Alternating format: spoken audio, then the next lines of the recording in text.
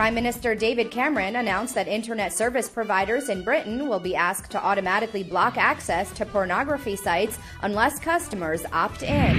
I'm here in Soho in central London, surrounded by sex shops and cinemas. But right now, a child couldn't walk into any of these shops and watch an adult movie.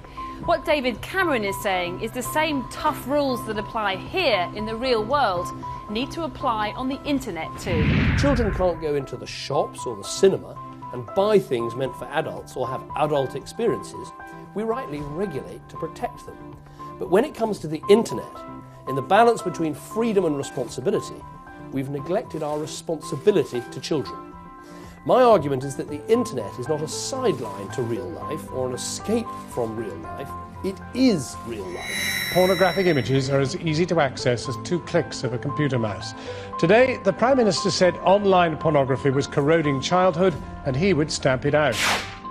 As a parent, I worry, and I know many people watching this programme worry massively about what our children can get to see when they grab hold of our iPad or log on to the internet. But there's a growing body of evidence that if children access pornography online, it does affect how they grow up.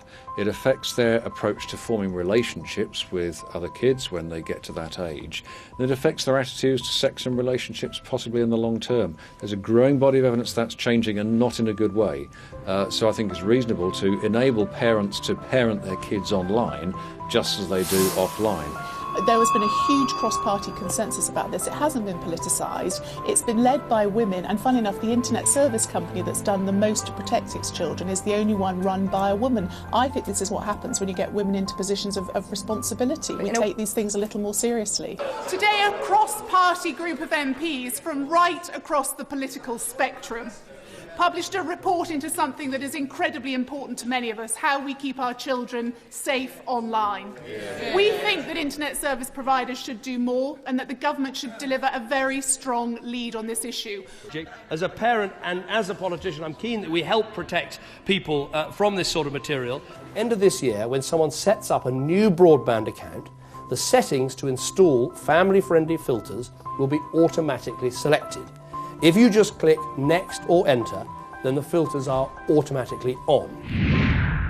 We welcome the fact that filters will be introduced. I want to see also age verification put in place so that people have to verify their age before they access certain types of material. And how would they do that? Well, in the same way that we access our banking details now, it's possible to do that.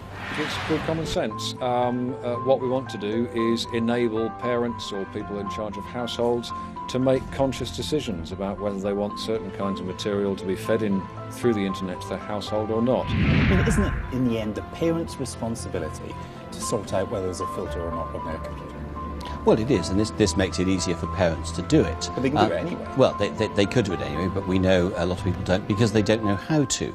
We can't tell parents what to do, but as the Prime Minister, I think, said, we want to make sure they actually have the chance to make a choice. And the question is, whose responsibility is it to stop it? And in my view, it's absolutely a partnership. Yeah, of course, as technology changes, what we try and protect children from is still the same, but the way we do it, it needs to change. The world has changed so fundamentally with the internet that we've got some real threats there to our children and also from this appalling scourge of child pornography. We've got to take a lot of action.